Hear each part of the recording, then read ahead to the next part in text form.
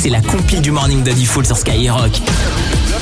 Tout de suite, c'est l'heure de la compile du morning. Oui. On est à fond sur l'actu avec toi, Rémi. Ouais. Et on a fait une actu de galère de plafond. Numéro 3. Et oui, attention, si vous avez une fuite à la maison, ne jamais la négliger. Toujours faire appel à un plombier ou alors... Eh bien, au moins, je salue les plombiers. Allez, c'est parti. Oui. Ou au moins réparer, hein, si jamais vous avez les capacités de le faire. Non, ce pauvre homme qui habite à Niort, en fait, comme tous les jours, il allait sur ses toilettes. Un acte totalement banal, sauf que... Surtout pour toilettes, Rémi, c'est 5 fois par matinée, lui. Oui, à peu près. Entre chaque flash info. Et heureusement que dans les toilettes de l'appart, il n'y a pas de fuite. Oui.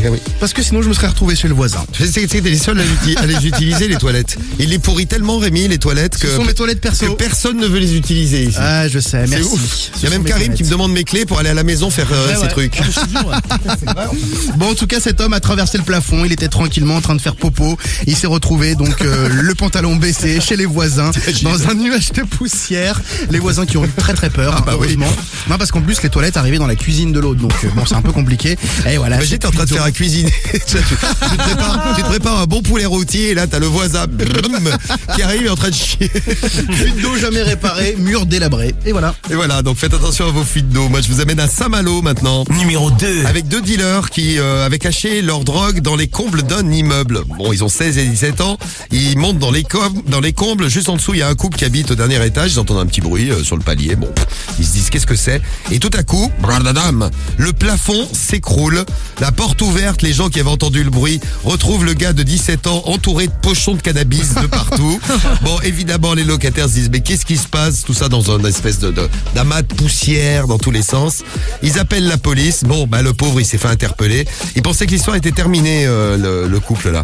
Ils rentrent dans l'appartement et là, qu'est-ce qu'ils découvrent? Un autre gars caché sous leur table de salle à manger avec un autre gros trou dans le plafond. Lui aussi, il a fait une chute. Donc là, c'était pas sur le palier, c'était directement chez eux.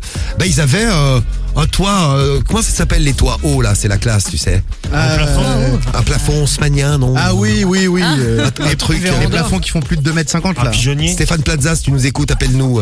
En tout cas, ils avaient avec des moulures et tout ça. Ouais, un super haut de plafond là, c'était super. Bon, 135 € d'amende pour non-respect du confinement parce que c'est passé pendant le confinement. Ils seront convoqués prochainement devant un juge des enfants. Les deux dealers en herbe à Saint-Malo. À la place numéro 2 et numéro 1. Numéro 1. Direction la Normandie, à Caen pour être très précis. C'est un mec de 26 ans qui a eu une très mauvaise idée.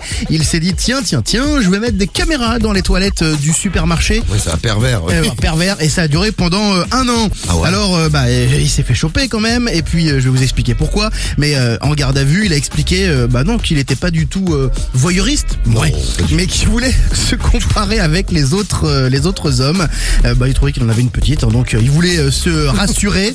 Il a quand même pris 6 mois de prison avec sursis. Et comment il s'est fait griller? De la manière la plus stupide qui soit, c'est qu'il s'est filmé directement lui-même quand il installait la caméra.